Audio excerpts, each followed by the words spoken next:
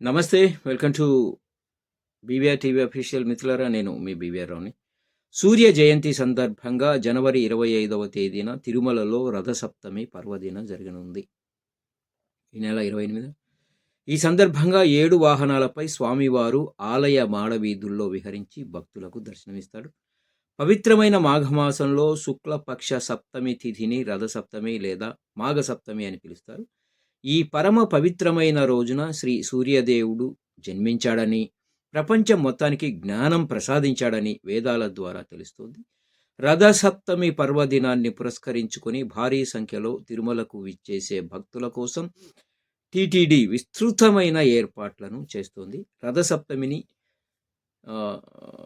కొంతవరకు మినీ బ్రహ్మోత్సవాలు అని కూడా అంటారు. సో భక్తులు గమనించాలి. అన్ని సౌకర్యాలు ఉంటాయి. మీరు వెళ్ళినప్పుడు కూడా జాగ్రత్తగా రథసప్తమి రోజు. సో ఆ రోజు చూడండి, తెల్లవారుజామున 5:30 నుంచి 8 గంటల వరకు, అంటే సూర్యోదయం ఉదయం 6:45 గంటలకు జరుగుతుంది. సూర్యప్రభ వాహనం మీద శ్రీవారు మనకు ఊరేగుతూ దర్శనమిస్తారు. అలాగే ఉదయం 9 నుంచి 10 గంటల వరకు చిన్న శేష వాహనం మీద ఆయన ఊరేగుతారు. అలాగే 11 నుంచి మధ్యాహ్నం 12 గంటల వరకు గరుడ వాహనం, మధ్యాహ్నం 1 నుంచి 2 గంటల వరకు హనుమంత వాహనం, మధ్యాహ్నం 2 గంటల నుంచి 3 గంటల వరకు చక్రస్థానం, సాయంత్రం 4 గంటల నుంచి 5 గంటల వరకు కల్పవృక్ష వాహనం మీద ఆయన ఊరేగింపుగా మనకు దర్శనమిస్తారు. అలాగే సాయంత్రం 6 నుంచి 7 గంటల వరకు సర్వభూపాల వాహనం, అలాగే రాత్రి 8 నుంచి 9 గంటల వరకు చంద్రప్రభ వాహనం మీద ఆయన మాడవీధుల్లో ఊరేగడం, భక్తులకు దర్శనం ఇవ్వడం జరుగుతుంది.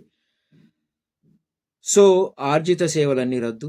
ఈ పర్వదినం కారణంగా ఆలయంలో నిర్వహించే కళ్యాణోత్సవం, మూంజల్ సేవ, ఆర్జిత బ్రహ్మోత్సవం, సహస్రదీపాలంకర సేవలను టీటీడీ రద్దు చేసింది. కాగా సుప్రభాతం, తోమాల, అర్చన ఏకాంతంలో నిర్వహిస్తారు. అది మార్నింగే కాబట్టి ఇవన్నీ స్టార్ట్ కాకముందు. సో అది విషయం. సో గమనించాలి.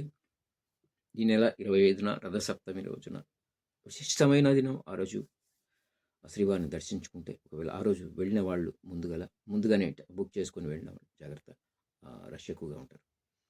ఓం నమో వెంకటేశాయ.